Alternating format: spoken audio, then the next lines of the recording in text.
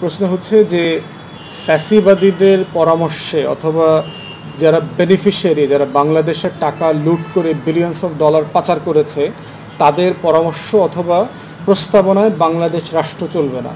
বাংলাদেশ রাষ্ট্র চলবে বাংলাদেশের মানুষ যারা ফ্যাসিবাদ বিরোধী আন্দোলন করেছে, রক্ত দিয়েছে, সংগ্রাম করেছে এবং বেগম লক্ষণ সেনকে পালাতে বাধ্য করেছে, তাদের কথায়।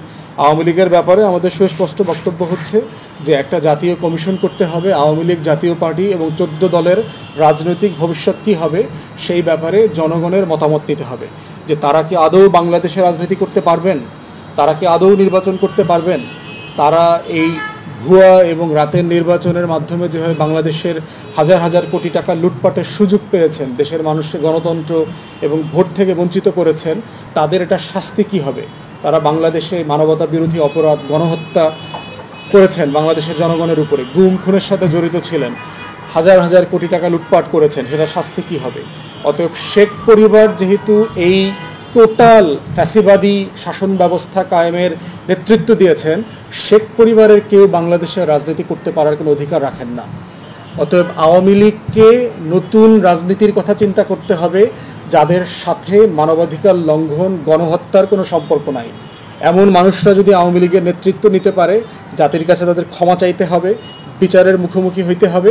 তখনই দেশবাসী ভাববেন এবং দেখবেন যে এই ধরনের পতিত স্বৈরাচারদের উত্তরসূরিদেরকে তারা কোনোভাবে রাজনীতি এবং নির্বাচন করতে দেবেন কিনা।